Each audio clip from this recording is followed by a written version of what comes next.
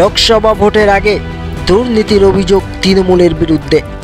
ভাঙড় বিজয়গঞ্জ বাজারে দীর্ঘদিন ধরে অভিযোগ করছে তৃণমূল নেতাদের কাছে, কিন্তু কোনো উপায় মেলেনি সাধারণ মানুষের। ক্ষোভে ফুঁসছে ভাঙড় বিধানসভার সাধারণ মানুষ। তবে আইএসএফ কি পারবে সাধারণ মানুষের চাওয়া পাওয়া মেটাতে? এই প্রশ্ন তুলছে সাধারণ মানুষ। এদিন সকালে আইএসএফের পঞ্চায়েত সদস্য আজারউদ্দিন মোল্লা ও চালতাবেড়িয়ার বিরোধী দলনেতা ভাঙড় বিজয়গঞ্জ বাজার পরিদর্শন করলেন। সাধারণ মানুষের উন্নয়ন থেকে আর কত বঞ্চিত রাখবে এই শাসক? এই প্রশ্ন তুলছে গোটা বাংলার মানুষ। তবে আর কত অত্যাচার করবে সাধারণ মানুষের, তারই জবাব চায় বাংলা, পাবলিক বাংলা।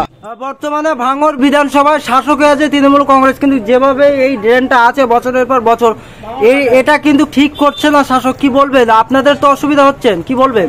আমাদের অসুবিধা হচ্ছে, আমাদের কাজের দরকার। জানিয়েছেন কাউকে? জানিয়েছেন? হ্যাঁ জানিয়েছে, মাঝে মাঝে আসছে, অনেক দল আসছে, সবাইকে জানিয়ে আসছে, বলে হ্যাঁ হবে হবে এইসব।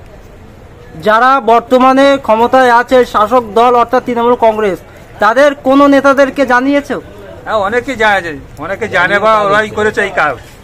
ওরাই বলছে যে আমরা করে দেবো, আজ না কাল, কাল না পয়সা এরকম ঘোরাচ্ছে, শুধু আশ্বাস দিয়ে যাচ্ছে, কিন্তু কোনো কাজ হয়নি। কাজ হচ্ছে না।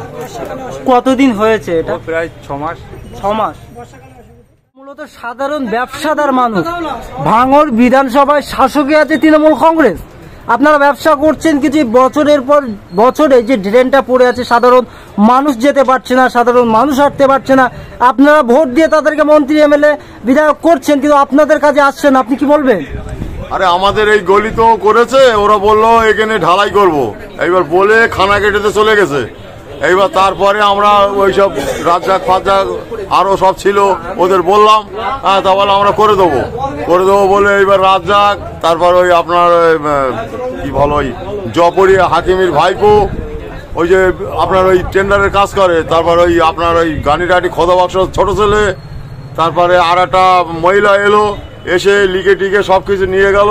ওরা বললো 1 সপ্তাহের মধ্যে কাজ হবে। এইবার তারপরে তো 1 সপ্তাহ বলে 15 দিন হলো। তারপর রাজ্জাককে আমি একদিন ডেকে এখানে ধরে নিয়ে এলাম। হ্যাঁ ও বললো হ্যাঁ এই সপ্তাহ হবে, এই সপ্তাহে ওই সপ্তাহে এরকম করছে।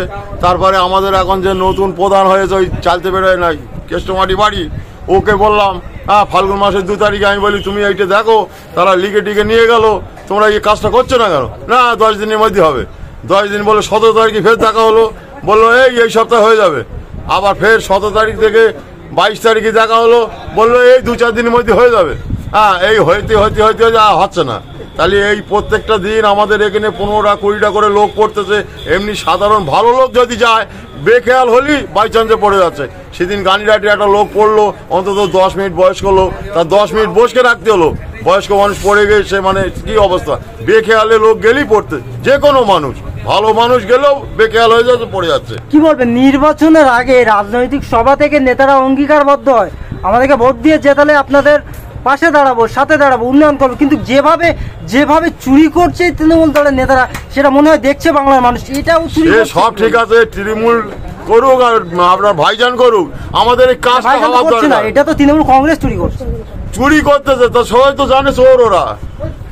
ওরা তো সবাই জানে ওরা চোর। ওরা 2 টাকা পকেটে আলি 10 টাকা খরচ করে, আর বাকি 200 টাকা আসে যদি 10 টাকা খরচ করে 190 টাকা বাড়িলে যায়।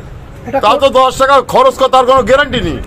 কতদিন হচ্ছে আজকে 2 বছরের ওপর হচ্ছে। 2 বছরের ওপর, আজ করি কাল করি পশু করে এই বেগ আমাদের তো ঝোলাচ্ছে।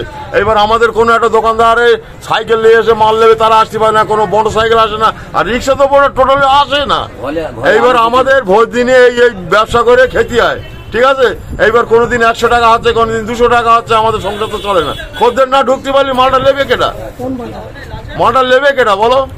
এইবার ওদের আমরা রোজ বলতিস তো এই সপ্তাহ হবে, ওই সপ্তাহ হবে, এই সপ্তাহ, এইরকম করে ধোকা দিয়ে কদিন মানুষের চলে? ধোকা দেওয়ার একটা সিস্টেম আছে। কোন বাজার এটা? কোন বাজার? এটা ভাঙড় বিজয়গঞ্জ বাজার, মাসপটির পরের গলিটায়।